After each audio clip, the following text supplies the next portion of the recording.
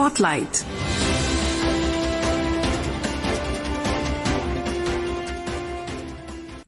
This is Akashvani. In the program Spotlight, now we bring you a discussion on BRICS Summit 2025. The participants are Professor Anshu Joshi, International Affairs Expert, and Kallol Bhattacharjee, Journalist. We have with us today Professor Anshu Joshi of Jawaharlal Nehru University. My first question, Professor Joshi, is what are expectations about this particular BRICS summit, which is taking place in the backdrop of, multiple big developments like the trade deals that President Trump is going to announce and the conflicts that are raging in different parts of the world. Professor Joshi, what are your thoughts about the current BRICS summit? The present BRICS summit being hosted by Brazil this year is really significant because when we look at the situation around, the world is facing two open theaters of wars presently, and we can see a volatile security environment around and a flux in global politics.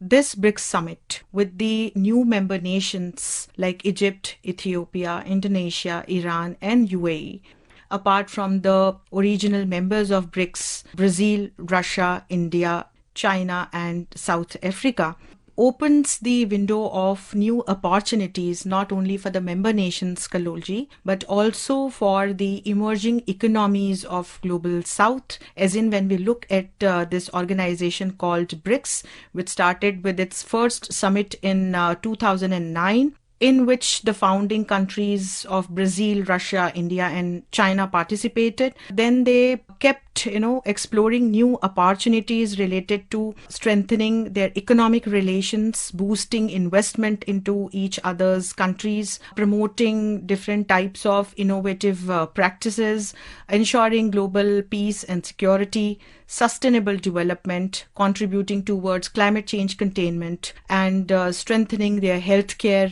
infrastructures and so on. So when we look at BRICS, it actually also promotes new ideas with its 60 plus intra-group institutions, and it also started the new development bank parallel to IMF, which like experts call it. And BRICS also looks at promoting investment, as in when we look at the core feature or core objective of BRICS, it seems to be economic in nature, and presently there is an intra-trade of more than $14 billion among the member nations. In this BRICS summit, I do see areas like artificial intelligence, global peace and security, science and technology, different types of strategic collaborations, contribution towards climate change containment, promoting International Solar Alliance and Biofuel Alliance, as well as sustainable development and investment as like the key focus.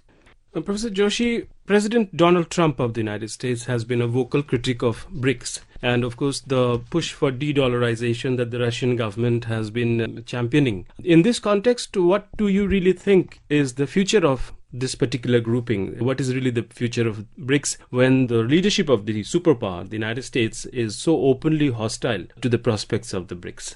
That is true, Kallolji, that BRICS is often seen, considered and named, labeled as the opposite lobby or group against the Western dominating nations, I would say. So when we look at the global politics around, the world is no more bipolar or unipolar. It is multipolar in nature. And we also can see a complex interdependence among different types of nations, irrespective of their geostrategic position, location, or the kind of culture they have or the continent they belong to. So in this kind of a world, things are really complex. And when we look at BRICS and the kind of initiatives that it initiated, for example, this establishment of development bank, which is seen as like something opposite to IMF. So definitely, and the efforts being made by BRICS to promote de-dollarization through establishing a common currency by BRICS.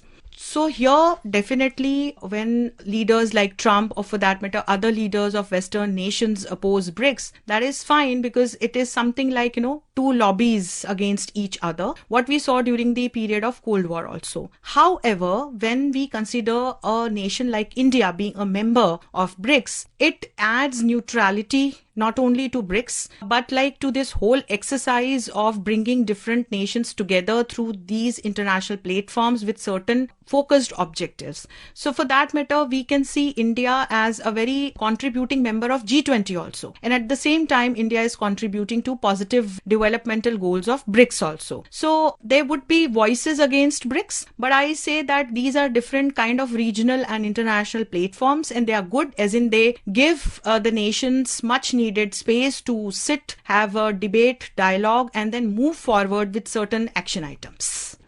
Professor Joshi, we saw the External Affairs Minister, Mr. Jaishankar, when he went for the Quad Foreign Ministers meeting in United States, he raised the issue of terrorism very forcefully.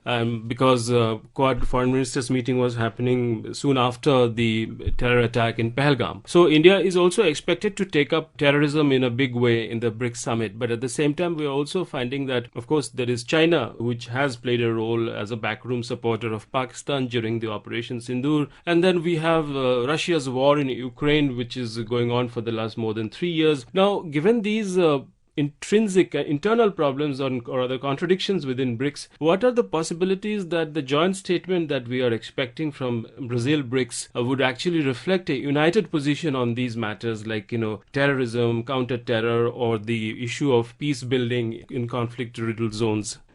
Kallolji, promoting, strengthening counter-terrorism initiatives is not only a prioritized goal of India, but it is also a prioritized objective for other member nations of BRICS as well as Global South as in whole.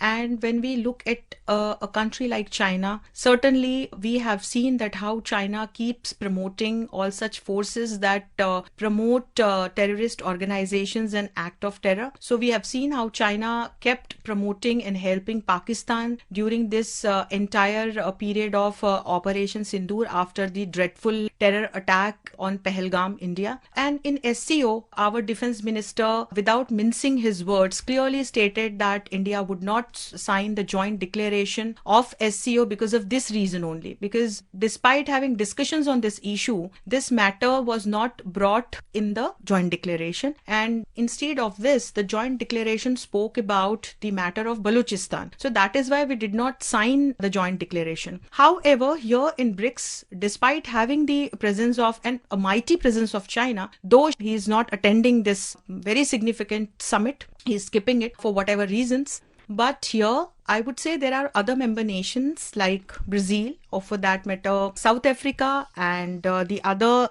new members of BRICS that would definitely support India in its pursuit of ensuring global peace and security and terrorism-free world. So I do have hopes that the matter of terrorism would be discussed and promoting counter-terrorism initiatives would be a focused area, with some action items which we might be able to see in the joint declaration. And if not this year, Kallolji, next year we are going to host the BRICS Summit. At that point in time, definitely we will feature this in the joint declaration. We are seeing these conflicts, of course, raging across the world in different parts, and then all these, instabilities and the trade deals that President Trump is coming up with. And in this particular context, this summit is taking place in Brazil. Then there is the whole prospect of the Global South, the countries of the Global South, which received the huge commodities shock in 2022 when Russia launched the war in Ukraine. So in this context, to what extent will India be able to promote and uphold the interest of the Global South? Because Prime Minister Modi has already positioned India as the upholder of the Global South. We visited Trinidad and Tobago, Ghana before the BRICS Summit, and now he is going to visit Namibia on his way back to India. So the question is, will India be able to safeguard the interest of Global South when it comes to, say, commodities, when it comes to, say, peace and security, ensuring global supply chain protection, etc.? Definitely, Kallolji, and that is why India believes in boosting multilateral efforts. When we look at BRICS, it covers 35% of the global GDP and 46% of world's population and 25% of landmass. And through this platform of BRICS, India is trying to strengthen Global South's agenda, Global South's voice. So be it about promoting trade relations and investments, or bringing up the issues like of terrorism, or of bringing reforms in different international organizations, be it like United Nations or United Nations Security Council in particular. India has been receiving an unwavering support from all these member nations. So yesterday he was in Argentina. Argentina also has faced the brunt of terrorism for a very long period of time, and Argentina supports India totally when it comes to India's fight against terrorism. When India speaks about providing leadership positions to the nations of Global South on international platforms, countries like Argentina, Brazil, Ghana, Trinidad and Tobago, they all support India totally. And that's where India sees a ray of hope, bringing together all these nations of Global South and bringing together different regional platforms. So be it about like African Union or ECOWAS, which is like the economic platform of Africa, or about like Mercosur, which is like South American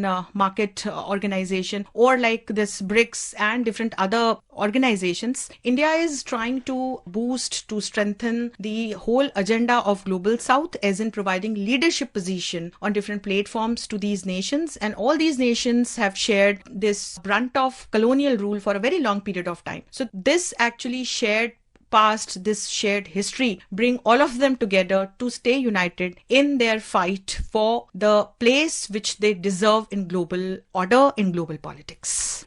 So I'll just give a kind of feel of the event that will unfold today in Rio de Janeiro, where Prime Minister Modi is representing India. The event will more or less begin at 10:50 Rio de Janeiro time, and it will begin with Prime Minister Modi's interaction with the members session, where the subject is peace and security, reform of global governance. It will be followed by a working lunch, which will have as a subject peace and security, reform of global governance. And you have already talked about it, Professor Joshi, because in the afternoon, that is perhaps the longest session, which will start at 4 o'clock, there will be a session on strengthening multilateralism and artificial intelligence that you mentioned. So these are the rough details that we are getting right now about the BRICS Summit in Rio de Janeiro. And of course, there will be the announcement of the Leaders' Declaration by the afternoon. So, Professor Joshi, next year, India is going to be the leader, the chair of BRICS. It's going to be India's responsibility to craft the agenda of the BRICS next year. What are your expectations, if you could share some of your expectations?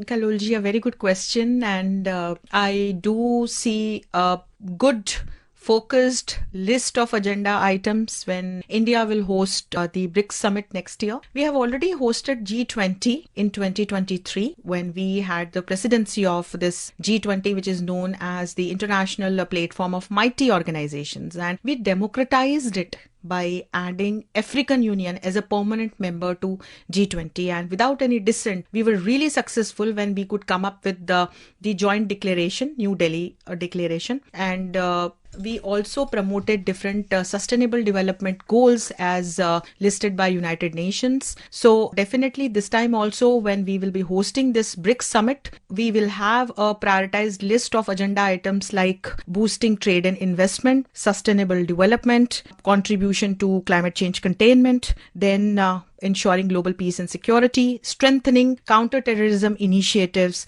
boosting people-to-people connect and cultural connects among all these nations, as well as procedures or the efforts to bring in reforms on international platforms like United Nations and UNSC in particular.